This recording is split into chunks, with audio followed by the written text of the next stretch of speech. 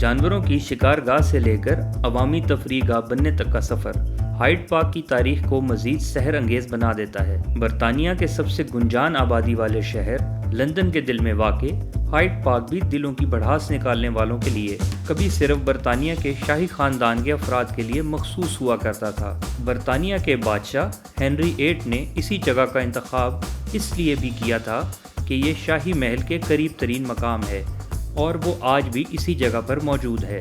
King Henry VIII یہاں پر اپنے شاندار گھوڑوں پر سوار ہو کر ہرن کا شکار کرنے آتے تھے۔ پرنس چارلز نے 1637 میں اس پارک کی مکمل حیثیت بالکل ختم کر کے رکھ دی اور ہائیڈ پارک کے نام سے مشہور اس پارک کو عوامی تفریح گاہ کا درجہ دے دیا گیا۔ 17ویں صدی کے آغاز میں ولیم VIII نے اس پارک میں روشنیوں کا انتظام کرنے کا فیصلہ کیا، جس کی وجہ یہ تھی کہ جب وہ عوامی شکایات سننے کے لیے یہاں سے گزرتے تھے تو یہاں بہت اندھیرا اور سناٹا ہوا کرتا تھا۔ ولیم VIII اپنی عدالت کو کنگسٹن پیلس لے گئے۔ عوامی تفریح گاہ بننے کے بعد بھی بہت سالوں تک یہاں پر شاہی خاندان کے افراد شکار کے لیے آیا کرتے تھے۔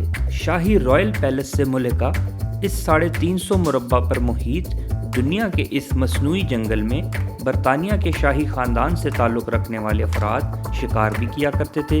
کہا جاتا ہے کہ اب بھی کبھی کبھار اس ہائیڈ پارک میں ہرن بھاگتے اچھلتے دکھائی دیتے ہیں۔ اس پارک میں برس ہا برس تک عام برطانوی باشندوں کو گھسنے کی اجازت نہ تھی، لیکن 1637 میں یہ پارک عام لوگوں کے لیے تفریح گاہ کے طور پر کھول دیا گیا، جس کے بعد یہاں پر ہزاروں شہریوں نے اپنے کیمپ لگا لیے اور اسے اپنی پناہ گاہ سمجھ لیا۔ 17ویں صدی کے آغاز میں اس پارک کو تیل سے روشن ہونے والے 300 لیمپ سے سجا کر ہائیڈ پارک کی رونق کو دوبالا کر دیا۔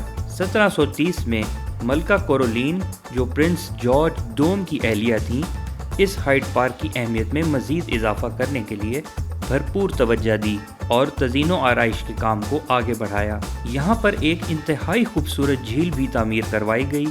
ہائیڈ پارک اپنی انفرادیت اور دلکشی کی وجہ سے سیاحوں کے لیے ایک بہترین مقام ہے۔ ابتدا میں ہائیڈ پارک میں عام شہریوں کے داخلے کے اوقات کار مخصوص تھے۔ 1814 تک ہائیڈ پارک عوامی تقریبات اور میوزیکل شو کے لیے بھی شہرت حاصل کر چکا تھا۔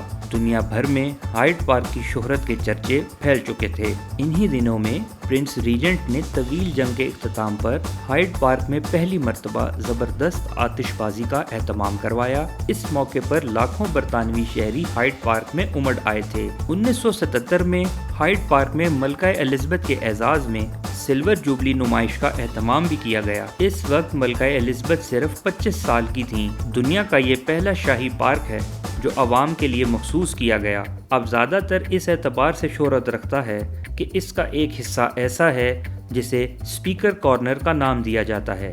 یہ کارنر عام شہریوں کے لیے مخصوص کیا گیا ہے، جو شاہی خاندان سمیت دنیا بھر کی تمام عالمی مشہور شخصیات کے بارے میں اپنی رائے کا کھل کر اظہار کر سکتے ہیں، جن پر انہیں کسی بات کا غصہ ہو یا جن کی کارکردگی اور پالیسیوں سے وہ ناخوش ہوں۔ اس کارنر میں کھڑے ہو کر تنقید کرنے والوں کے اور اپنی رائے کا اظہار انتہائی آزادانہ طریقے سے کرنے والوں پر آج بھی کسی قسم کی پابندی عائد نہیں۔ لوگ جو کہنا چاہتے ہیں، وہ اچھا ہو یا برا، ٹھیک ہو یا غلط، سب کو اظہار رائے کی مکمل آزادی ہے۔